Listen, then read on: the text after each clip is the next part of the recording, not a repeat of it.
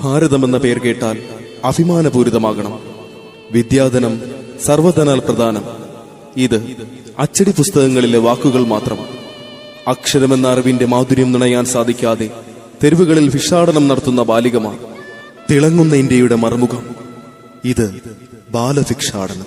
സത്യം ശിവം